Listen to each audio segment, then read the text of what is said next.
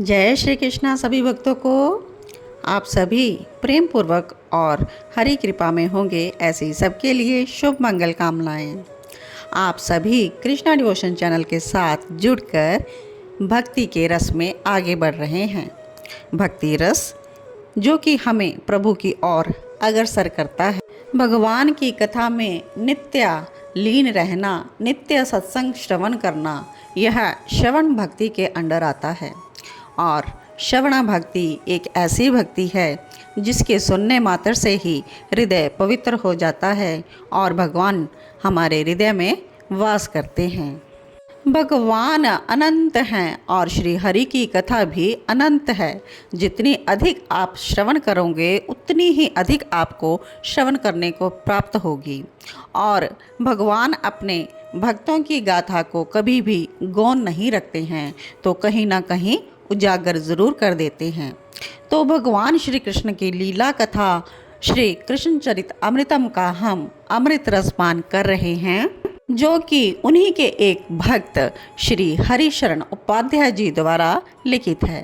तो भगवान ने कोई ना कोई जरिया बनाया होता है कि भगवान की कथा लिखता कोई है, कहता कोई है और पहुँच कहीं तक जाती है। तो यह सिर्फ भक्त ही कर सकते हैं, जो श्री हरि कथा को अग्रसर करते हैं, उनको स्प्रेड करते हैं, भक्ति को आगे बढ़ाते हैं। तो भगवान श्री हरि की कृपा से यह कथा श्री हरिशरण जी द्वारा लिखित है और मेरे द्वारा कही जा रही है, और आप भक्तों तक भगवान श्री हरि की कृपा से ही पहुंच पा रही है।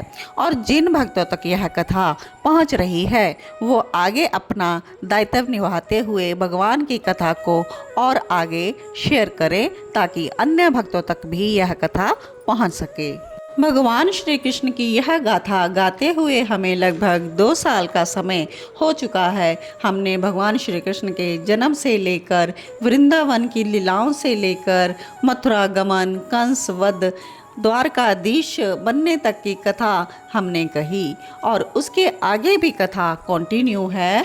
और अब हम पहुंच पाए हैं भगवान श्री कृष्ण के विवाह की गाथा तक।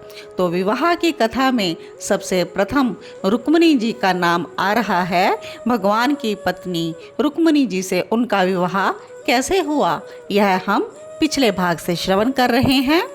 पिछले भाग में हमने श्रवण किया कि रुक्मिणी जी ने नारद जी के मुख से ही भगवान श्री कृष्ण की प्रशंसा सुनते सुनते उनसे प्रेम कर लिया, और भगवान श्री कृष्ण के निमित्त प्रेम पत्र लिखती हैं और सर्वस्व अपना श्री हरि को ही चुन लेती हैं।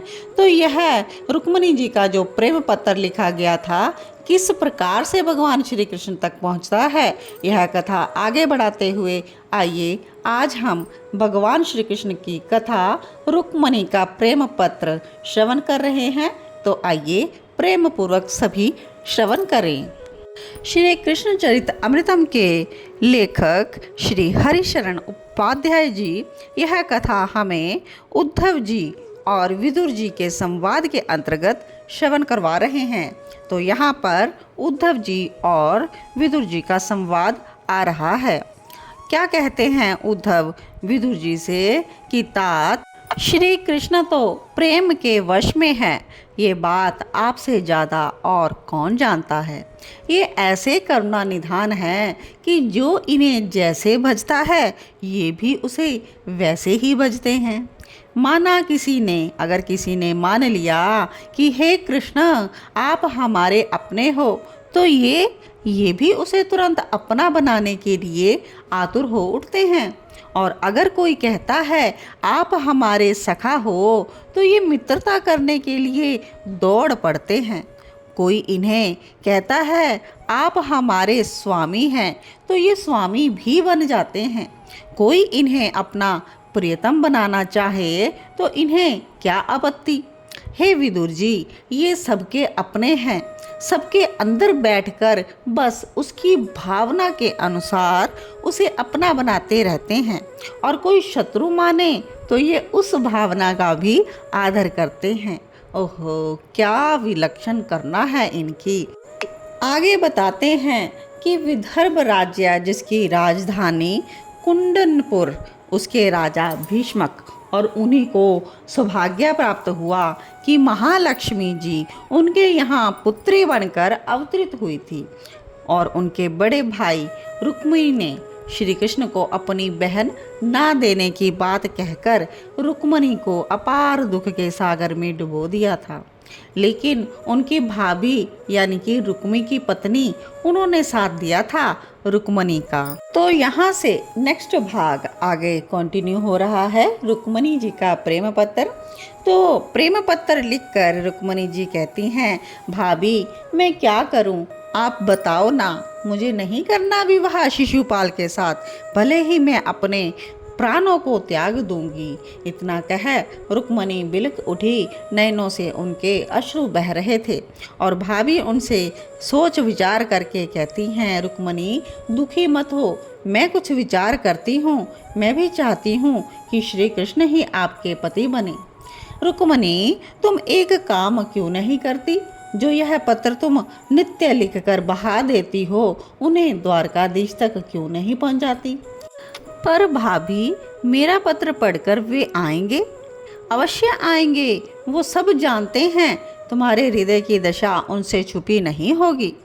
रुक्मिणी सोचती है, पर लेकर जाएगा कौन द्वारिका, पत्र किसके हाथों में दूं। भाभी कहती है कि जो कुल पुरोहित है ना, उन्हीं को यह पत्र आप दे दीजिए। उनका ऐसा कहना था कि पंडित जी वहां पर आ पहुँचे, उन्हें विवाह के संबंध में रुक्मिणी से बात करनी थी। रुक्मिणी ने उन पंडित जी के चरणों में वंदन किया और बोली, हे भूदेव, मेरी एक प्रार्थना है आपसे, आप मेरा पत्र लेकर द्वारका जा सकते हैं। और ब्राह्मण ने पूछा, अभी? भाभी कहती हैं, बड़ी कृपा होगी देवता, मेरे पास भी समय कम है, कल ही तो शिशुपाल आ जाएगा अपनी बारात लेकर, इसलिए आप कृपा करके आज ही चले जाइए। ब्राह्मण देवता भी सोच में पड़ जाते हैं तो कहती हैं, रुक्मिणी हाथ जोड़कर मत सोचिए भगवान, अब आप ही हमें मिला सकते हैं। तो कहते हैं ब्राह्मण, ठीक है, मैं आज अभी चला जाता हूँ, किंतु पत्र कहाँ है। रुक्मिणी यह बात सुनकर बहुत प्रसन्न हुई और उछल पड़ी और फिर दाढ़ी में कलम लेकर उन्होंने कुछ ही शब्दों में अपने प्रेम का प्रस्ताव भेजा था। ब्राह्मण देवता को समय लगा विदर्भ देश से द्वारिका पहुँचने में और ब्राह्मण देवता आ गए द्वारिका। प्रातःकाल की वेला थी। श्री कृष्ण शांत मुद्रा में विराजे थे, स्वयं के ही ध्यान में लीन थे और एक सैनिक ने आकर संदेश दिया, महाराज द्वारकाधीश की जय हो।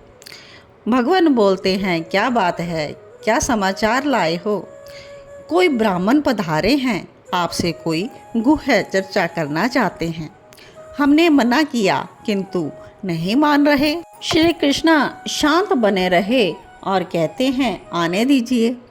प्रणाम किया उन ब्राह्मण ने और सैनिक चले गए। एकांत था अब, बस ब्राह्मण देवता और द्वारकाधीश थे। कहते हैं, भगवान कहो कैसे पधारे विप्र, और उठकर स्वागत आदि किया। कहते हैं ब्राह्मण, मैं विदर्भ राज्य कुंडिनपुर से आया हूँ। कुंडिनपुर की राजकुमारी का विवाह है, लेकिन उन्होंने आपके लिए यह पत्र भेजा है। और ब्राह्मण ने पत्र श्री कृष्ण को दे दिया। अद्भुत था वो पत्र, विशुद्ध प्रेम का पत्र था। रुक्मिणी जी के द्वारा भेजा गया प्रेम पत्र भगवान श्री कृष्ण पढ़ रहे हैं। हे भुवन सुंदर, मैं आपको कैसे जानती हूँ, यह प्रश्न आपके मन में आता होगा, तो मैं कह देती हूँ कि मैंने नयनों के द्वारा आपको नहीं जाना है, क्योंकि मैंने आपको देखा ही नहीं। हाँ, आपको मैं जानती हूँ कानों के माध्यम से, क्योंकि मुझे सुन सुनकर आपसे प्रेम हो गया है। सुन सुनकर आपके मन में अगर ये बात आती है तो सुनिए। देव ऋषि नारद जी ने मेरे मन को आपसे जोड़ दिया है। मुझे आपकी चर्चा ने मेरे मन में आपकी छवि अद्भुत रूप से बसा दी है।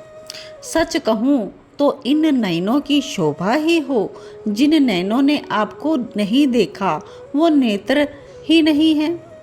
मेरा तो यही कहना है कि मैं आपको निहारती रहूं अपलक सदियों तक, युगों युगों तक।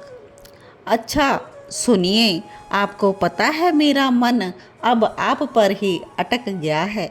इस बावरे मन को और कुछ अच्छा ही नहीं लगता और अब मैं पूर्ण रूप से मन को वश करने के लिए भी असमर्थ सी हो गई हूँ मेरे प्रियतम। क्या कहा आपने? मैं आपको क्या मानती हूँ? हे मेरे प्रेम स्वरूप श्याम सुंदर, कौन ऐसी स्त्री होगी जो विवाह समय आने पर आपको पति के रूप में ना चाहे? स्त्री केवल सुंदर पुरुष, प्रेमी पुरुष, स्त्री के सम्मान की रक्षा करने वाला, यही सब तो चाहती है। ये गुण आप में भरे हैं, इसलिए मैं आपको अब इससे स्पष्ट और क्या कहूँ। नाथ, मैं आपको आत्मसमर्पण कर चुकी हूँ, आपसे कुछ भी छुपा नहीं है। इसलिए आप आएं और मुझे अपना बनाकर ले जाएं। अरे मैं भी कैसी पगली हूँ, आप मुझे तो जानते ही नहीं। तो सुनिए, मैं विदर्भ के राजा भीष्मक की लाडली कन्या हूँ। कारण ये है पत्र लिखने का नाथ कि आपको जब यह मेरा पत्र मिलेगा उसी दिन मुझे लेने आ रहा है शिशुपाल। कृपा कीजिए नाथ, मैं आपकी हूँ, फिर मुझे कोई और छुए ये आपको तो प्रिय नहीं होना चाहिए ना। आप आइए, मुझे ले जाइए यहाँ से। ओहो, आप कहाँ आएंगे मुझे लेने के लिए? तो सुनिए, हमारे यहाँ कन्या का जब विवाह होता है उससे पूर्व तो वह भगवती का पूजन करने के लिए मंदिर जाती है। मैं भी जाऊंगी, आप उसी समय मंदिर से मुझे लेकर चले जाइएगा। आप वीर हैं, आप महावीर हैं। आप मेरे विदर्भ में आकर विवाह में आए बड़े बड़े जरासंध आदि महारथियों को मत कर उन सबको पराजित कर मेरा पानी ग्रहण कीजिए, मैं यही चाहती हूँ। हे कमल नयन, अगर आप नहीं आए तो मैं सच कह रही हूँ, आपके चरणों का चिंतन करते हुए देह त्याग दूंगी। कहते हैं जिनका चिंतन करते हुए जीव देह त्यागता है तो दूसरे जन्म में उसी को पाता है। तो मैं भी यही करूँगी, पर मुझे लगता नहीं कि आप नहीं आएंगे। आप आएंगे, अवश्य आएंगे, है ना? मैं आपकी प्रतीक्षा में ही जी रही हूँ। आप आइए नाथ, आप आएंगे ना? तो यह सब रुक्मणी जी का प्रेम पत्र पढ़कर श्री कृष्ण मुस्कराए, पत्र को रख दिया और बोले, मुझे भी याद आती है रुक्मणी की, मैं भी सो नहीं पाता हूँ रात भर।